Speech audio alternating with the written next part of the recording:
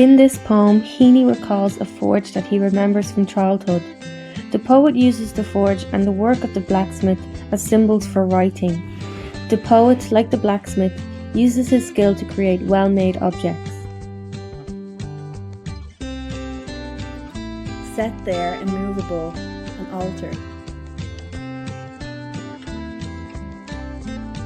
where he expends himself in shape and music.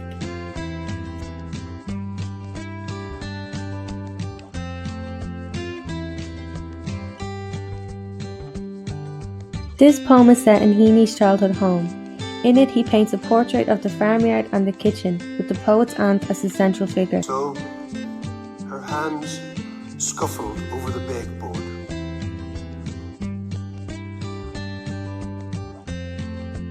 In a flowery apron by the window.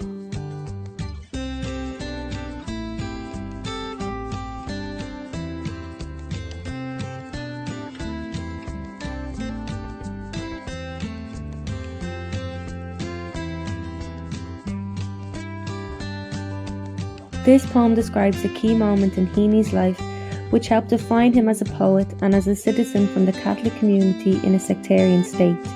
It describes a visit to the family home by a constable. His bicycle stood at the windowsill, the rubber cowl of a mud splasher skirting the front mudguard.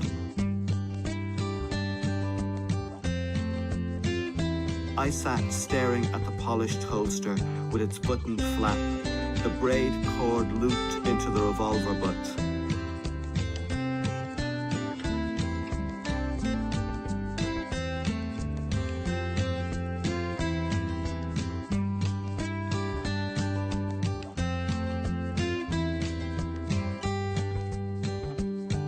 This poem describes the Heaney's honeymoon to London and their dash to a concert in the Albert Hall.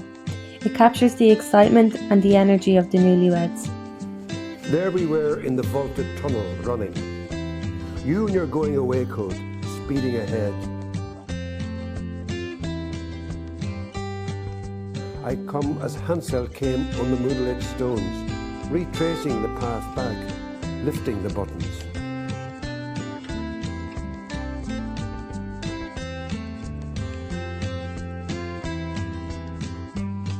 This poem describes the phone call between Heaney and his father.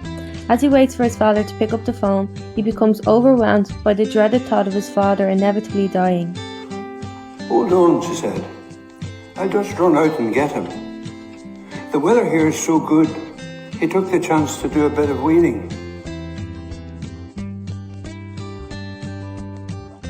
Then found myself listening to the amplified, grave ticking of hall clocks.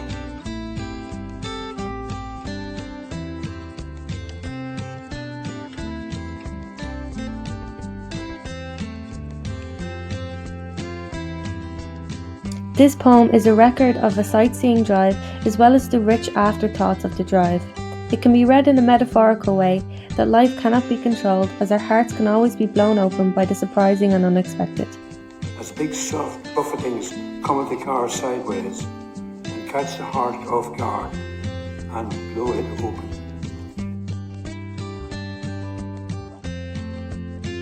Their feathers ruffed and ruffling, white on white. Their fully grown, headstrong-looking heads